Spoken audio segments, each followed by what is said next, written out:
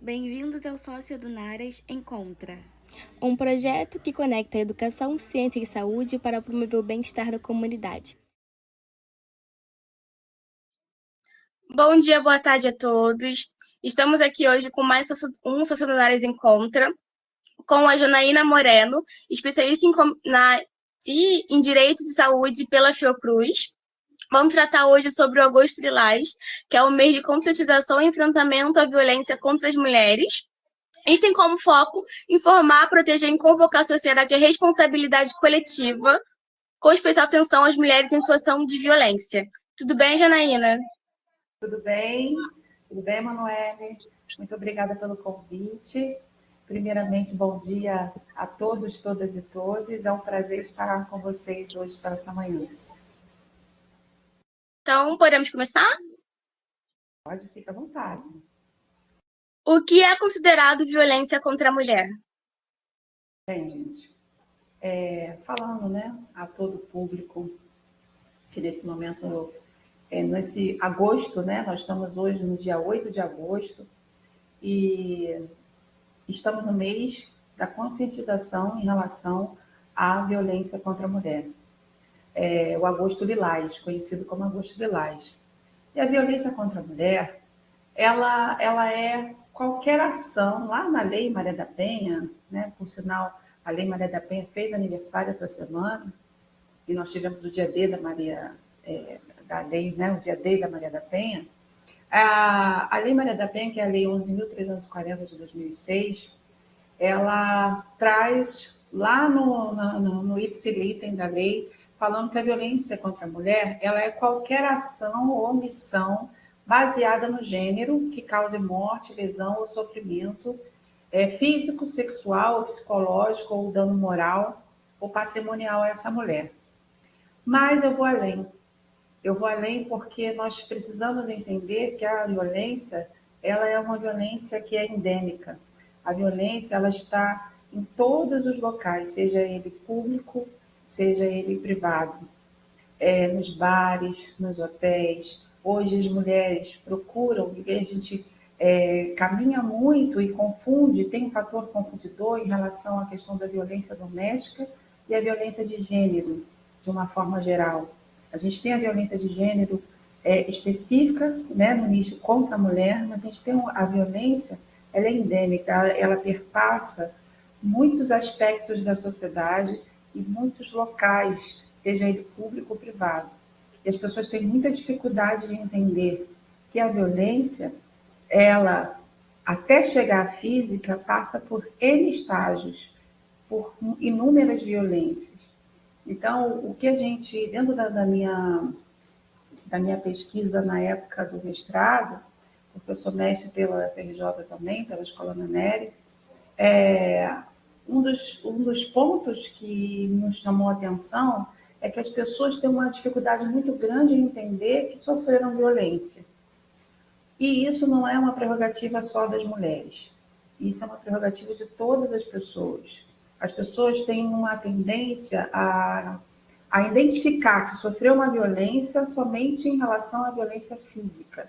Até hoje, em 2025, nos discursos, muitas vezes violentos, as pessoas não conseguem perceber. Vou dar um exemplo simples. Num assalto, por exemplo, dentro da entrevista na época da pesquisa, me chamou muita atenção alguns relatos que a pessoa sofre um assalto e aí você pergunta para ela em seguida, você já sofreu violência? Não. Tive um assalto, mas violência não. Porque as pessoas associam a violência a um dano físico. E isso não é diferente com as mulheres. Muitas vezes essa mulher sofre já há um longo tempo a violência dentro de casa, com um discurso onde diminui o valor do que ela fala. A gente tem hoje muito em voga essa questão das campanhas em relação à prevenção, e as estratégias em relação à questão do combate à violência, nossa rede de enfrentamento. No entanto, As mulheres ainda têm muita dificuldade por inúmeras questões, muitas vezes familiares, muitas vezes que a família não vai acreditar, né? Que aquela pessoa que é tão boa, né? Que aquele marido, aquele senhor, que aquele parceiro, que é tão bom amigo, mas como ele pode estar cometendo uma violência? E a gente fala do ciclo da violência, sabe? E é muito triste a gente ver que ainda mesmo com todas as campanhas, ainda se tem muita dificuldade, as mulheres têm vergonha, muitas vezes, de expor que estão sofrendo algum tipo de violência. Muitas vezes dentro do próprio lar, com a própria família, pois a própria família, aqueles que estão ali dentro da sua rede social, podem não acreditar. Então, mulheres, assim, já na primeira pergunta eu já deixo o recado para vocês. Vocês precisam acreditar que é possível quebrar esse ciclo, que hoje nós temos políticas públicas e temos órgãos que podem estar acolhendo você e você não está sozinho. Nesses casos, aonde a mulher poderia procurar ajuda? Existem canais seguros, espaços sigilosos e protetivos? Sim, claro, existem sim. Falando um pouquinho, antes de falar um pouquinho desses canais, tomando ainda o gancho para que a gente possa fazer uma atividade, né, dar uma informação ao público, para que essa mulher consiga identificar, ajudar essa mulher a identificar, né, como ela está sofrendo violência. Eu vou dar um exemplo muito simples. A mulher que é casada, por exemplo, ela tem o direito de não querer ter relação sexual naquele momento com seu parceiro. Vou dar um exemplo hipotético. Se aquele parceiro ele forçar uma relação e tiver essa relação com ela, ele vai estar cometendo um crime. E ela, às vezes, muitas vezes, não consegue entender que isso é um crime, que ela está sofrendo uma violência. Ela está sofrendo uma violência sexual. E ela, muitas vezes, não consegue identificar isso como uma violência sexual, porque ela aprendeu, né, que dentro da sociedade patriarcal que nós vivemos, que a mulher tem que ser subserviente.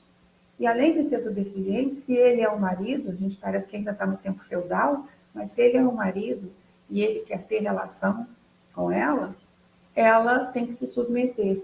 Ainda em 2025 nós temos isso, e as pessoas precisam entender que isso é crime, isso é violência sexual. A violência sexual ela não está também somente na questão do estupro, o assédio, a coerção sexual, a exploração. A gente também tem outro aspecto da violência contra a mulher, que é a violência patrimonial, que é a destruição ou retenção de bens, difamação, injúria. Muitas vezes a mulher trabalha e aquele marido fica com aquele cartão de crédito ou com aquele cartão dela e fica um tossório. Ah, não, eu vou gerir tudo. E ela fica sem autonomia nenhuma sobre aquele patrimônio, né? aquela fonte de renda dela. A questão da violência moral, a calúnia, a difamação, a injúria. A violência moral, ela vem muitas vezes de uma linha muito tênue, de desqualificar o discurso. Muitas vezes, qual foi a mulher, né? Quem é a mulher que nunca ouviu falar assim, você tá maluca? Né? Até uma namorada, você é doida? Quando ela fala ou questiona alguma coisa. Isso também é uma violência, uma forma de desqualificar o discurso dela. A humilhação, o isolamento, a ameaça, a chantagem, a manipulação. Então, perpassa todas essas violências até a gente chegar à violência física propriamente dita, né? Que é a agressão corporal, empurrão, ameaça, chantagem, manipulação. Na verdade, a violência ela é cíclica e nós precisamos quebrar esse ciclo de violência, porque a gente costuma dizer o seguinte, e eu penso que muitas mulheres vão se identificar.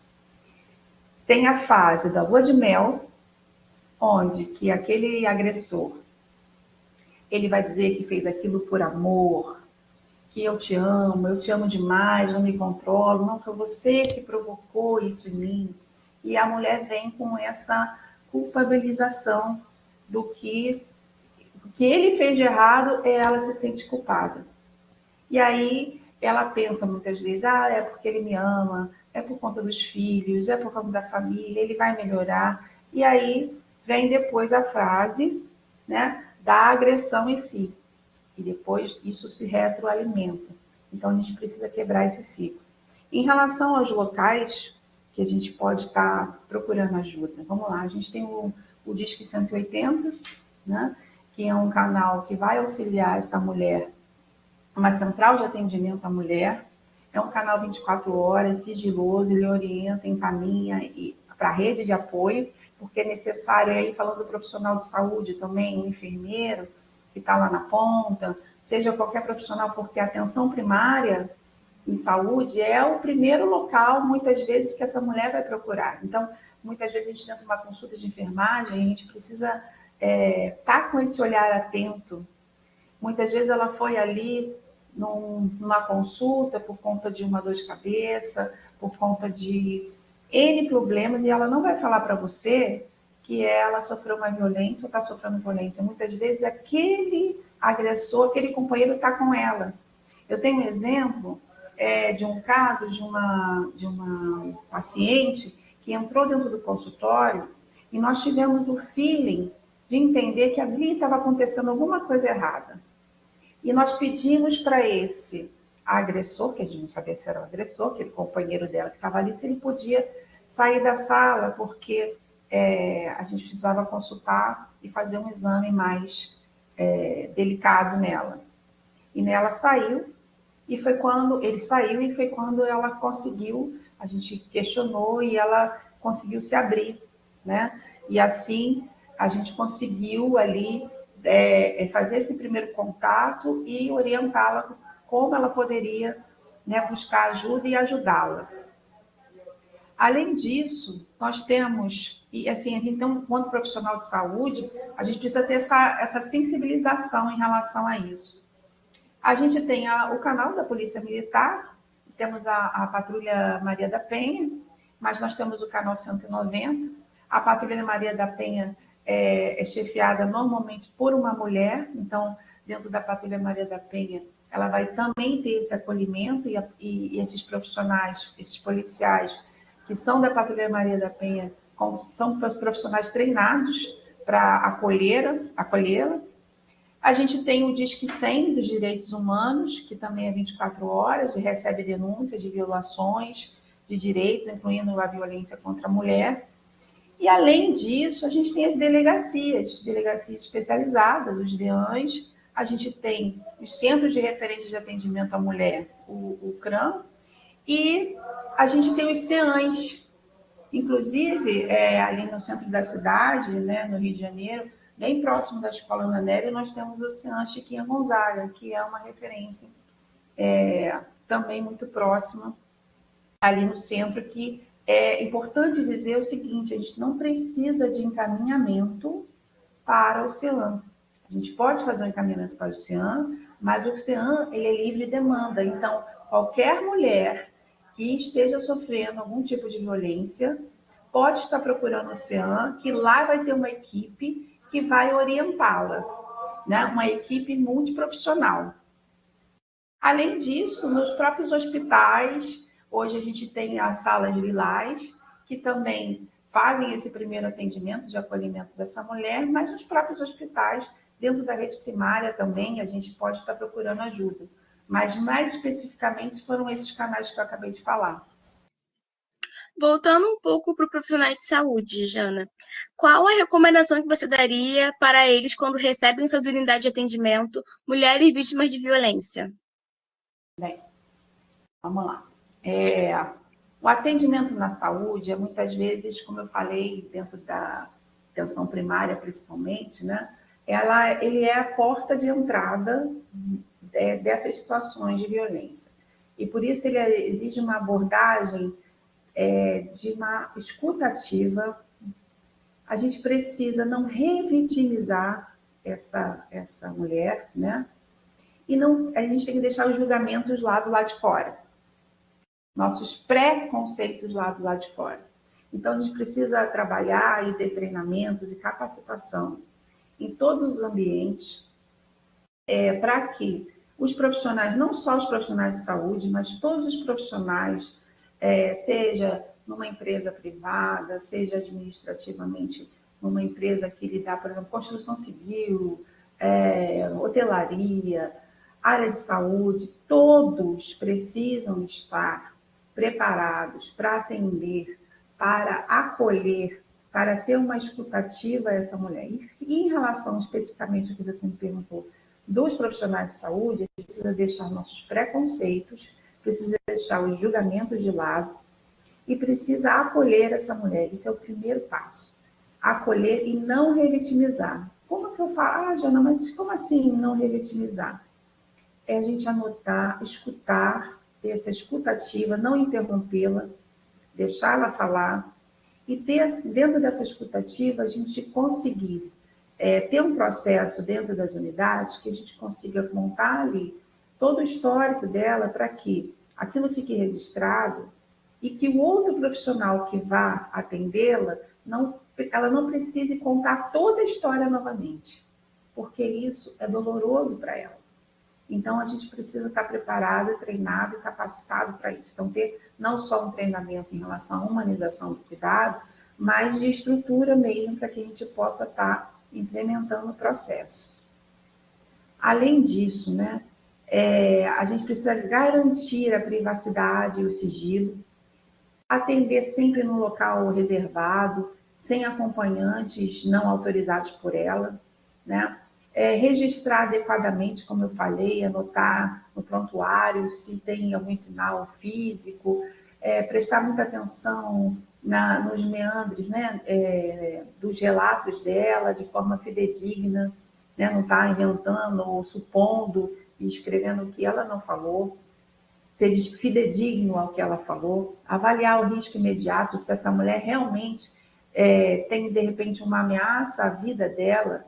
Então, a gente já precisa, naquele momento, garantir que a gente encaminhe, acionar o órgão necessário para que essa mulher tenha, acionar essa rede de proteção que a gente acabou de falar, que existe, né, para que mantenha a segurança dela. Não adianta ela falar e eu saber que ela está em risco e não fazer absolutamente nada e deixá-la sair sem acionar essa rede de proteção.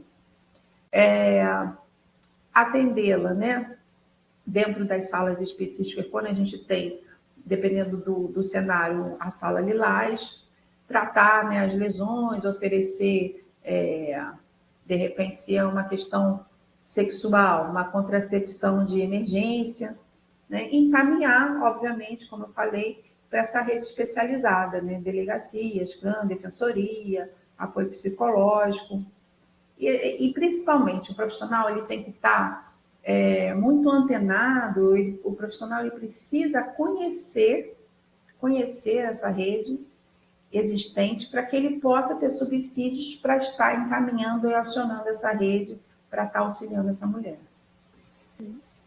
Tá bom. Para encerrarmos os sessionários de hoje, você pode deixar uma mensagem para essa mulher que esteja sofrendo violência? Posso, claro, para todas nós. Primeiro, você não está sozinha. Nenhuma mulher merece viver com medo. Sua vida tem valor e você tem direito à segurança. E pedir ajuda não é fraqueza, é o primeiro passo para recuperar a sua história e viver plenamente. Muito obrigada, Janaína, por ter aceitado estar aqui com a gente hoje, por essa aula de poucos minutos, mas que com certeza foi maravilhosa, que possa tocar muitas mulheres, mas também homens, mulheres cis, mulheres trans, homens cis, homens trans, não binários, e que a gente possa quebrar, né, esse ciclo de violência. Sim, muito obrigada. Foi muito importante a gente deixar claro que isso se estende a todas as mulheres, seja ela cis, seja ela trans, e toda essa questão precisa perpassar não só as mulheres cis, mas as mulheres trans também. E a gente, assim, a gente vai ficar a manhã inteira aqui falando dessas interseccionalidades que perpassam as violências. Por exemplo, a mulher negra, hoje, ela sofre mais violência do que uma mulher que se auto-intitula branca. Então, nós temos várias interseccionalidades que perpassam essa questão da violência. Mas o que a gente tem que deixar de mensagem aqui, o que eu gostaria de deixar de mensagem aqui, é que essa mulher ela não está sozinha. Nós temos uma rede de enfrentamento, e o profissional de saúde ele tem condições de estar encaminhando essa mulher para essa rede, acionando essa rede. É uma rede que funciona e está ali para ela, por ela. Então, nós estamos aqui por elas e que ela não está sozinha. Ela não tem que ter medo, ela não precisa sofrer violência, ela não está sozinha. E procure ajuda. Procure ajuda, não tenha vergonha de procurar ajuda. Que você consegue quebrar esse ciclo de violência. Muito obrigada. Fico extremamente feliz de estar essa manhã aqui com vocês e me coloco à disposição para quando precisar e a gente conseguir aí falar mais um pouquinho e levar essa mensagem para todos, todas e todos. Muito obrigada, Jana.